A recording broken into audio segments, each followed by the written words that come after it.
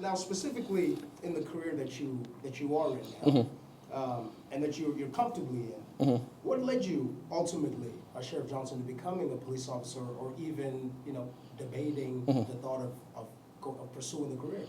I will tell you, being a police officer is something I never intended on doing. I can 100% say that when we were talking about career paths in high school and middle school, this was not on mine. But once again, like I said, it's funny how life works. I was playing ball and training for junior college, training for the off season in junior college, and I met a guy at the gym.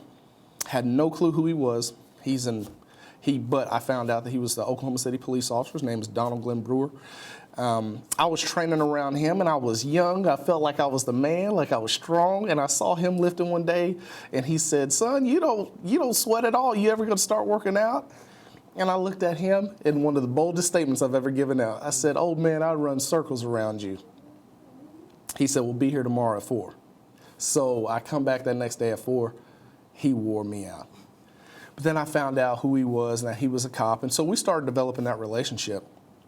Well, he had always told me, "Tommie, you should really consider pursuing a law enforcement as a profession." He said, "I really think you like it." He said, "It really parallels what you've learned in team sports. We're a team of, we're a group of individuals all trying to accomplish one mission.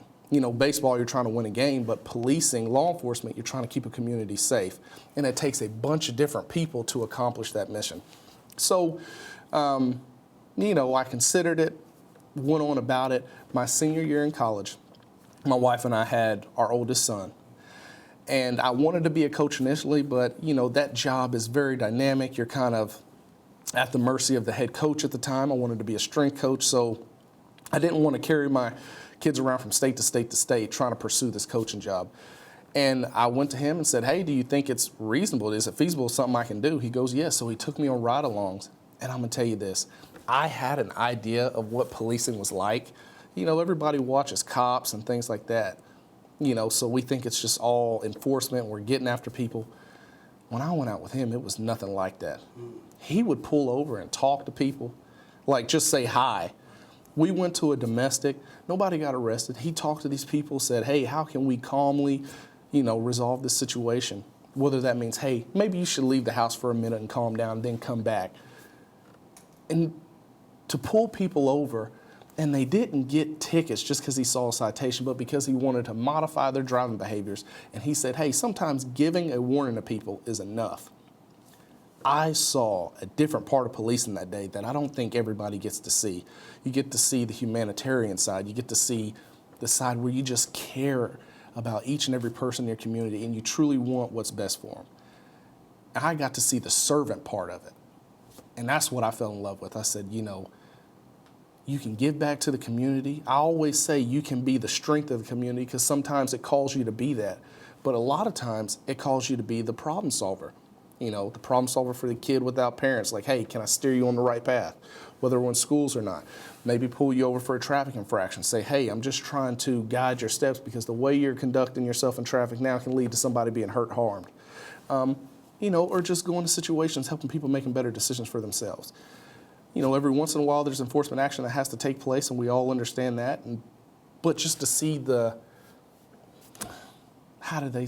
totality of the circumstances. And I think once I saw that, my love for law enforcement just blossomed, and I've never looked back.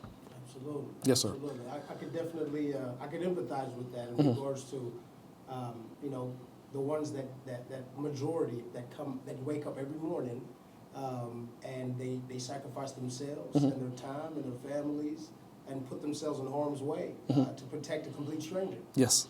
What I heard in that that I've never heard before, and I never kind of knew, which is a pretty cool point, is you said that sometimes officers will give citations to modify driving behavior.